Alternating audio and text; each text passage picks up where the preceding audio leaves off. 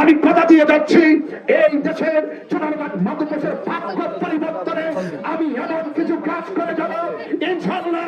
আমি যদি জনপ্রতিনিধি হতে পারি, আল্লাহ যদি আমাকে কবুল করে, এমন কাজ করে দিয়ে যাব অন্তত পক্ষে আমি দুনিয়া থেকে চলে গেল আপনারা যেন বুকে হাত দিয়ে বলতে পারেন একটা ছেলে ব্রাহ্মণ বাড়ি থেকে এসেছিল, সুন্নিয়তের পক্ষ থেকে তাকে চুনারঘাট পাঠিয়েছিল, সে এমন কাজ করে গেছে, এমন উন্নয়ন করে গেছে, আমাদের স্থানীয় কোন নেতা ৫৫ বছরে এত উন্নয়ন করতে পারে নাই। ভাই রইসুদ্দিনকে প্রকাশ্য নির্মমভাবে হত্যা করেছে। আমি যখন দেখেছি যে আমার সুন্নি ভাই রইসুদ্দিনকে নির্মমভাবে হত্যা করছে এবং সে পানি চেয়েছিল মৃত্যুর আগ পর্যন্ত, এক মুহূর্তে তাকে পানি পর্যন্ত দেওয়া হয় নাই, প্রকাশ্য হত্যা করার পরেও আমরা ধারে ধারে অনেক প্রতিবাদ করেছি, একটা প্রতিবাদ তার আমলে নেওয়া হয় নাই। তার বিচার যাকে হত্যা করেছে আসামিরা দিব্যি ঘুরে বেড়াচ্ছে, অথচ তাদের আসামিদেরকে ধরা হচ্ছে না।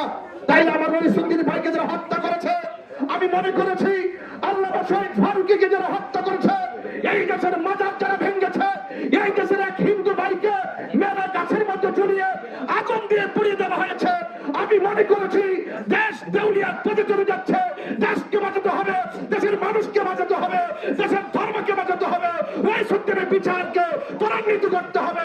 যারা হত্যা করেছে, মাজার ভেঙেছে, তাদেরকে শাস্তির আওতায় আনতে হবে।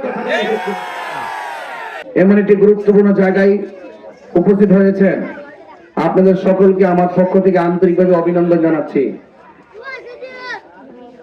আপনাদের কাছে আমি অনুরোধ করব, আসন্ন ত্রয়োদশ জাতীয় সংসদ নির্বাচনে হবিগঞ্জ ৪ চুনারঘাট মাধবপুর আসন থেকে মোমবাতি প্রতীকে আমার মনোনয়নটি বৈধ হয়েছে। আমি মোমবাতি প্রতীকে আজকে সারাদিন পর্যন্ত মাধবপুর টু চুনারঘাট দৈনিক 10টি 15টি 20টি প্রোগ্রাম আমি করছি, আপনাদের ধারে ধারে যাচ্ছি, আপনাদেরকে আমার মনের কথাগুলো বলতে চাচ্ছি এবং আমি আপনাদের কাছে দোয়া এবং সমর্থন কামনা করে আমি বারবার আসছি। এই শানখোলাতে আমি প্রায় এই রাস্তা দিয়ে 4-5 বার আসা হয়ে গেছে, আমার 4 বার হয়ে গেছে আসা। তাই আপনি বুঝতে পারতেছেন, যদি একটি ইউনিয়নে আমি 4 বার প্রবেশ করি, তাহলে আমি এই মাধবপুর চুনারঘাটে এতগুলো 21টা ইউনিয়ন, 2টা পৌরসভা, এই সভাগুলোতে আমি দৈনিক কিভাবে ঘুরছি আপনারা সব দেখতেছেন। আমি মাত্র 1 মাসের প্রস্তুতিতে আমি আপনাদের মাঝে এসেছি কেন্দ্রীয় নির্দেশনায়। বৃহত্তর সুন্নি জোট আমাকে বলেছেন যে চুনারঘাট মাধবপুর যেতে হবে, আমার সমস্ত মাহফিলগুলো আমি ক্যান্সেল করতে হয়েছে। যেহেতু আমি সারা বাংলাদেশের আহলুস সুন্নাত ওয়াল জামাতের সাংগঠনিক সচিব, এই দেশে যারা সুন্নি আছেন, আমার দায়িত্ব প্রত্যেকটা জেলা, উপজেলা, ইউনিয়ন, ওয়ার্ড পর্যন্ত সুন্নি কমিটি করা। কথা বলে ঠিক না?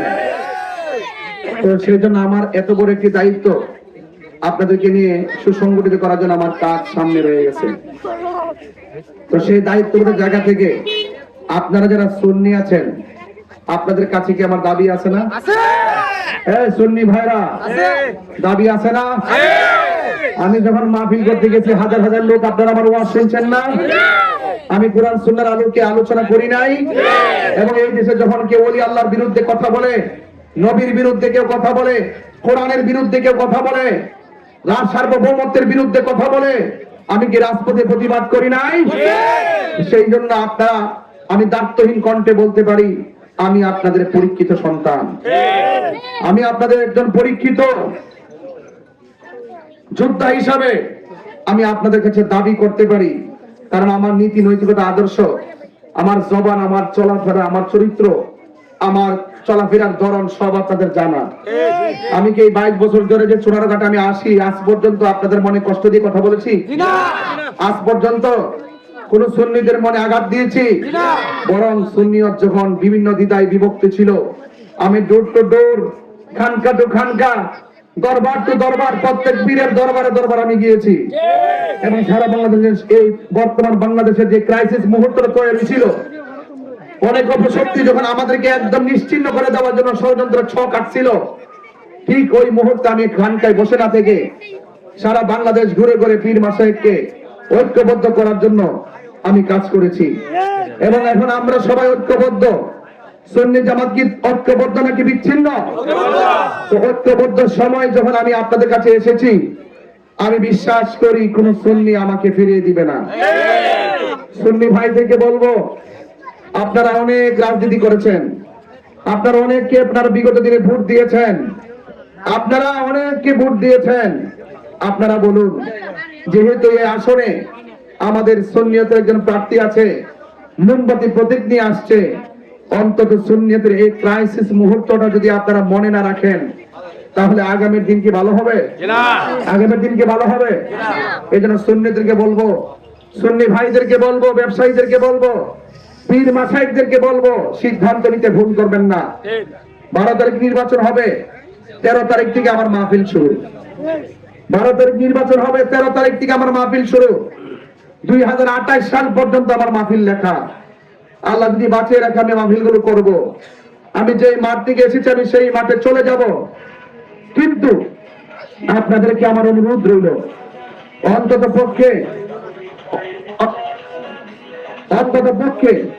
আপনাদের কাছে অনুরোধ থাকবে, আমার কেউ খালি ফিরাই দিবেন না। আমি আপনাদের অনেক এমপি মন্ত্রী বাংলাদেশের সর্বোচ্চ জায়গা পর্যন্ত আমাকে অনেক সম্মান করে, অনেক ইজ্জত করে। এরপর আমি যখন দেখেছি দেশের সার্বভৌমত্ব নিয়ে ষড়যন্ত্র চলছে, ধর্ম নিয়ে ষড়যন্ত্র চলছে, আমার ভাই রইসুদ্দিনকে প্রকাশ্য নির্মমভাবে হত্যা করেছে, আমি যখন দেখেছি যে আমার সুন্নি ভাই রইসুদ্দিনকে নির্মমভাবে হত্যা করছে এবং সে পানি চেয়েছিল মৃত্যুর আগ পর্যন্ত, আগ মুহূর্তে তাকে পানি পর্যন্ত দেওয়া হয় নাই, প্রকাশ্য হত্যা করার পরে আমরা তাড়াতাড়ি অনেক প্রতিবাদ করেছি। একটা প্রতিবাদ তার না মানে নেওয়া হয় নাই। তার বিচার তাদেরকে হত্যা করেছে, আসামিরা দিব্যি ঘুরে বেড়াচ্ছে, অথচ তাদের আসামিদেরকে ধরা হচ্ছে না। তাই আমার রইসুদ্দিন ভাইকে যারা হত্যা করেছে, আমি মনে করেছি আল্লামা শহীদ ফারুকীকে যারা হত্যা করেছে, এই দেশের মাজার যারা ভেঙেছে, এই দেশের এক হিন্দু ভাইকে মেলা গাছের মধ্যে ঝুলিয়ে আগুন দিয়ে পুড়িয়ে দেওয়া হয়েছে, আমি মনে করেছি দেশ দেউলিয়ার পথে চলে যাচ্ছে। দেশকে বাঁচাতে হবে, দেশের মানুষকে বাঁচাতে হবে, দেশের ধর্মকে বাঁচাতে হবে, রইসুদ্দিনের বিচারকে ত্বরান্বিত করতে হবে। যারা হত্যা করেছে, মাজার ভেঙেছে, তাদেরকে শাস্তির আওতায় আনতে হবে। আমি পরিষ্কার ভাষায় আবারও বলতে চাই, এই দেশের মানুষ শান্তি চায়। এই দেশের মানুষ কি চায়? এই দেশের মানুষ শান্তি চাই। আমি মনে করি যারা রাজনীতি করছে তারা একতরফা রাজনীতি করছে। যখন সে ক্ষমতায় আসে মনে করে আমাকে যারা ভোট দিয়ে আমাকে এমপি বানাইছে, ওরা মনে করে যারা আমাকে বানাইছে আমার দলের যারা আছে তারাই এই দেশের নাগরিক, আর বাকিগুলো সব বাদ। মামলা হামলা দিয়ে সন্তান থেকে বিচ্ছিন্ন করা, স্ত্রী থেকে স্বামীকে বিচ্ছিন্ন করা, এইভাবে মামলা হামলা দিয়ে প্রতিটা ঘর যারা বিপক্ষে আছেন তাদের ঘরটাকে অন্ধকার। কথা বলেন ঠিক না? আমি কনসেপ্ট ক্লিয়ার করে দিচ্ছি, আমার রাজনীতি দর্শন ক্লিয়ার করে দিচ্ছি।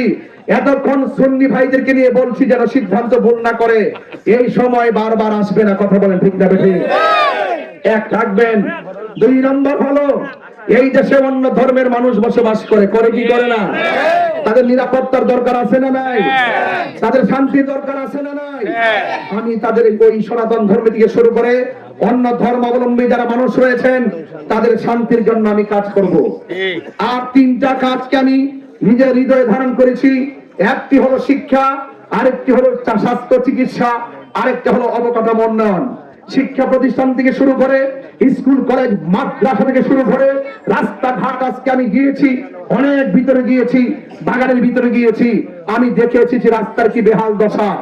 ইনশাআল্লাহ যখনই কোনো এবার আপনি খেয়াল করে দেখেন, যখনই নির্বাচন আসে খুব মধুর মধুর কথা কয়, আমি এটা করব, আমি ওইটা করব, পাস করার পরে চা শ্রমিকের কেউ ছিল না, রাস্তার খবর লয় না, স্কুল কলেজের খবর লয় না। এই যে আপনার ভোটটা পুঁজি করে নিয়ে গেল আর খবর নেয় না। অনেকে বলে আমি ব্রাহ্মণবাড়িয়া, তিনি কি পারবেন কিছু করতে, তিনি কি করবেন? তবে আমি পরিষ্কার ভাষার তেমনিয়া বলে দিয়ে যায়, আমার নিয়ত এত সহি রেখেছি, রাষ্ট্রের 1 টাকা আমার জন্য হারাম ঘোষণা করে দিয়েছি। জনগণের টাকা জনগণকে দিব, বাজার যাওয়া হবে সুষম বন্টন নীতির আলোকে চুনারগড় মাধবপুরকে মডেল বানিয়ে এমন একটি চুনারগড় মাধবপুর বানাতে চাই শিল্পায়নের পাশাপাশি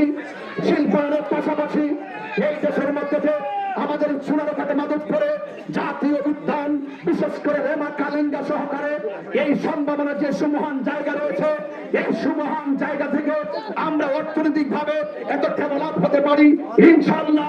আমি কথা দিয়ে যাচ্ছি এই দেশের চুনারগড় মাধবপুরের ভাগ্য পরিবর্তনে আমি এমন কিছু কাজ করে যাব ইনশাআল্লাহ।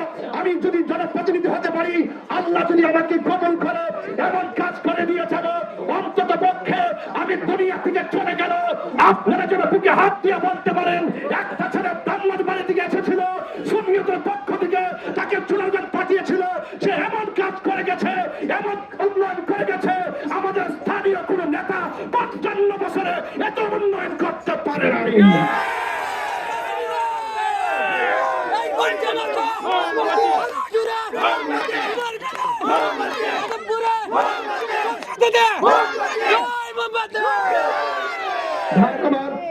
আখিরি কালাম শেষ কালাম বলছি আমি।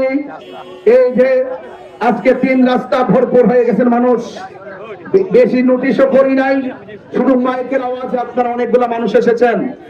ইনশাআল্লাহ চা শ্রমিক থেকে শুরু করে, রাস্তা থেকে শুরু করে, শিক্ষা থেকে শুরু করে সব কিছুর উন্নয়ন, প্রত্যেকটা ধর্ম বর্ণ দল মত নির্বিশেষে সকল মানুষ যেন শান্তিতে থাকতে পারে, সকল মানুষ যেন নির্বিঘ্নে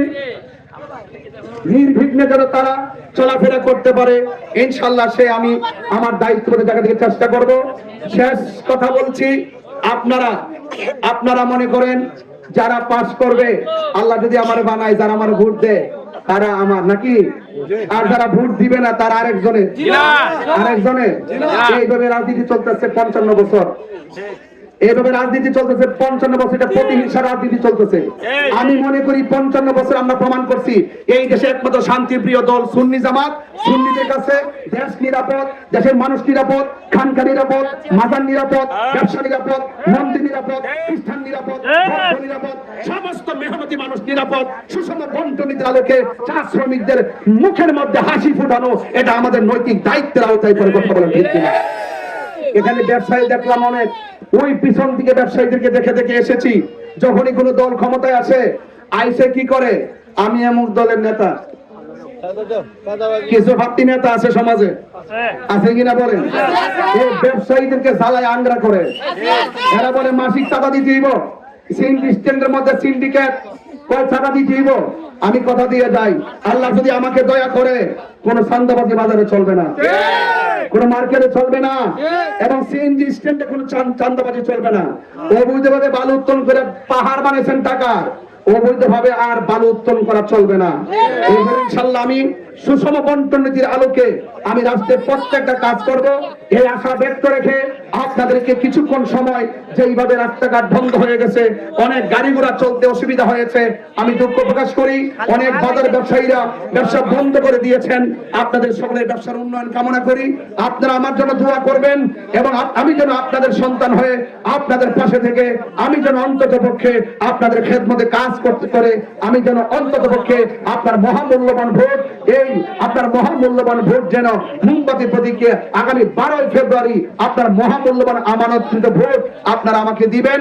আর শেষ বেলায় আবারও বলি যে যারা বলে, যারা হামলা যারা আজকে ওখানে কোথায় গিয়েছিলাম, লালচনে গিয়েছিলাম, অনেক মানুষ আমাকে বলে হুজুর আমি কি নির্বাচন করতাম, অনেকে হুমকি দেয়, কি দেয়, অনেকে হুমকি দেয়, কয় মোমবাতির সমর্থনকারী যারা আছো খবরদার পোস্টার মোস্টার লাগানো না। একটু আগে গাড়িতে বসার সময় বলতেছে অনেকে ব্যানার লাগাইতে দেন এক জায়গায়, আমি বলছি যে ব্যানার লাগাইতে না দিলে আরেক জায়গায় লাগাও, এরপরে ঝগড়া করো না। তবে যে ব্যক্তি কইছে ব্যানার লাগান যায় না তার ছবিটা রাখো,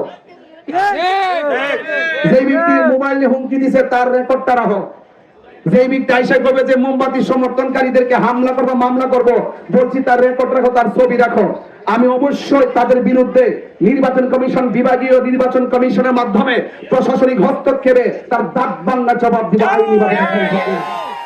সুন্নি জামাত বানের জলে বেশি আসা কচির বানা নয়, সুন্নি জামাতের ভোট নিয়ে কিন্তু বিগত দিন এমপি মন্ত্রী হয়েছেন।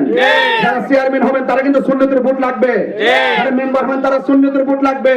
সুতরাং নেতাগিরি সমাজে করবেন না।